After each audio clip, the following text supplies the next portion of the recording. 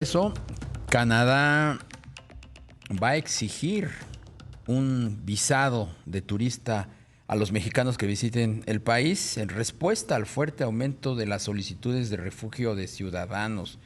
Esto va a tener un impacto negativo en 1.4 millones de mexicanos que ya habían realizado su aviso de viaje. Vamos a platicar de este tema preocupante para el turismo con Irene Muñoz. Ella es CEO de Majime Connect. Irene, ¿cómo estás? Buenas tardes. ¿Cómo estás? Muy buenas tardes y buenas tardes a todo el auditorio. Pues También te sí. saluda Rogelio Varela. Saludos, Irene. Ay, Rogelio, ¿cómo estás? Perdóname. ¿En Pues qué una vez más, problema nos estamos metiendo o nos tenemos. metimos ya?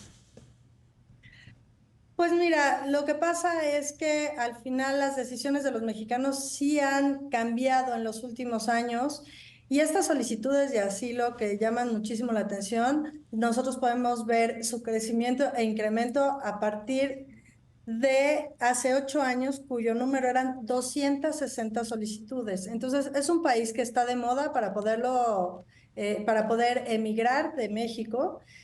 Y sin duda alguna, en ese espacio que hayan puesto una vez más la visa, nos pone en una situación compleja para los mexicanos que quieran viajar para allá, por supuesto, pero también va a afectar a la industria turística de Canadá. Al final es uno de los países a los que sí se podía acceder de forma mucho más sencilla, solamente sacaban, no, habían retirado la visa y solamente tenías un permiso que tramitabas en línea y con eso ya podías acceder. Ahora todo cambia, aunque es importante recalcar que si tienes una visa norteamericana, puedes solicitar el ETA nada más y con eso puedes entrar. Sin embargo, sí la industria está preocupada en Canadá porque los mexicanos somos muy generosos a la hora de viajar y sobre todo ese país, hacemos muchas compras, visitamos muchos restaurantes y hoteles y va a bajar. ¿Por qué? Porque siempre que se pone una visa, disminuye la intención de viaje. Y otra cosa interesante, en este caso específico, México no ha determinado la reciprocidad. ¿Qué quiere decir esto? Cuando un país nos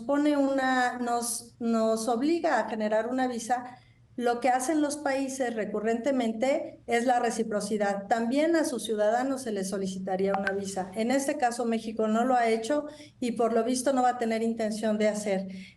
Las visas se empezaron a solicitar ya y a ser obligatorias desde el 29 de febrero ayer a las 10:30 de la noche y bueno, pues si quieren viajar tienen que ver primero si tienen la visa norteamericana pueden hacerlo, aunque tienen que hacer el aviso en internet una vez más. Y de lo contrario, pues sí tienen que hacer el trámite completo para poder obtener la visa y viajar a ese país. Claro. Irene, ¿y qué impacto en el corto plazo tendría la industria turística canadiense a partir pues de esta solicitud de visa para los mexicanos? Lo que se tiene previsto de viajes a los mexicanos solamente, que es parte de lo que decía Darío, en los siguientes 3 meses es 1.4 millones de mexicanos. No se ha sacado la cifra económica que podría determinar esto. ¿Por qué? Porque esa métrica se va a generar a partir de las 2 primeras semanas del inicio de esta visa y otro factor importante que va a determinar el segundo periodo vacacional. ¿Qué quiere decir esto? Viene Semana Santa, ya va a tocar con la visa y ahí es cuando el mercado canadiense va a poder sacar una métrica y determinar qué va a pasar con ellos respecto de los mexicanos que determinaban a Canadá como destino turístico para verano y para la temporada decembrina. Entonces, es curioso e interesante que la implementación sea previa a Semana Santa porque no protegieron a su industria turística económica y ahí también en las siguientes 2 semanas vamos a ver las cancelaciones que empiezan a hacer los mexicanos, que ven que no es posible obtener la visa o no tienen tiempo de tramitarla o sencillamente buscan destinos mucho más accesibles para poder viajar. Entonces, ¿cuándo sabremos exactamente qué representa esto? En 2 semanas empiezan a sacar las cifras, pero realmente se va a determinar en la primera temporada vacacional de mexicanos, que es en Semana Santa. Pero Y sabremos que remitiéndonos a los años pasados, ¿qué tan intenso es el intercambio turístico México-Canadá, Canadá-México? no es tan fuerte como el norteamericano, es una tercera parte, no tengo la cifra actualizada en este momento y con mucho gusto se las puedo compartir después para que lo comenten con el auditorio, pero sí es uno de los destinos, sobre todo que se utilizan en temporada decembrina y enero, febrero y marzo para esquiar. Tenemos Whistler, que está lleno de mexicanos. Tenemos muchos destinos en Canadá que son favoritos para esa temporada. Entonces, sin duda alguna, se va a ver mermado, pero tenemos que esperar a las cifras oficiales para saber qué va a determinar esto. Y además, otra cosa importante, cada año se ha ido recuperando la industria turística respecto del COVID. Yo sé que parece ser que el COVID es una historia lejana en el daño que se hizo en la industria, pero todavía los países están en recuperación y por tanto las cifras desde que se levantaron en pandemia van creciendo, pero no son las cifras a como estábamos previo a pandemia, ni en Canadá, ni en Estados Unidos y tampoco en México. Entonces, se tendrá que sacar esas nuevas métricas porque estamos viviendo en un momento completamente distinto que no puede medirse respecto a la forma típica en la que se comportaba el viajero mexicano hacia ese destino. Claro. Irene, las autoridades de Canadá dicen de que pues la solicitud de asilo que piden los mexicanos al ingresar a su país creció de manera exponencial. ¿Qué sabemos al respecto? Sí, como comentaba, hace 8 años se pedían 260 solicitudes, nada más. Y en 2023 no nos han dicho cuántas solicitudes recibieron, solamente nos dijeron que rechazaron 24,000 solicitudes.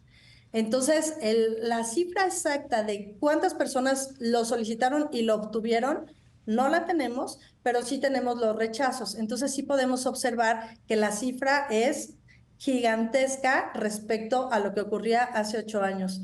Y yo, además, metiendo un ingrediente extra, es temporada electoral en México. Siempre que se acercan las elecciones, muchos de los mexicanos empiezan a generar mexicanos que tienen esa oportunidad de llevarlo a cabo, empiezan a generar rutas alternas para los cambios de gobierno y empiezan a tener adquisiciones de departamentos o de casas o a rentar inmuebles para poder establecer nuevas empresas, hacer unas rutas de nueva vivienda, mandar a los chicos a estudiar al extranjero.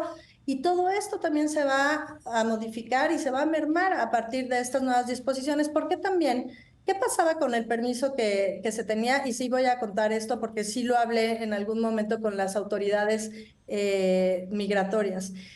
Tú podías solicitar el ETA y viajabas a Canadá. Este te lo otorgaban de 20 minutos a 4 horas no más. Aunque te decían que eran 2 días, estaba en ese tiempo. Llegabas a Canadá y entrando al país es cuando solicitaban el asilo o están terminando su temporada de vacación regular, que era de 3 meses, 2 días antes iban y solicitaban el asilo. Ya. Ahora ya no es posible hacer eso. Claro, ese es el gran problema que vamos a tener. Se nos acabó el tiempo. Irene Muñoz, CEO de Majime Connect. Te agradecemos mucho el que hayamos podido platicar contigo. Gracias, Rogelio. Muchas gracias, Darío. Y nos vemos pronto. Hasta pronto. Y miren a dónde viajar ahora. A ver a dónde nos vamos.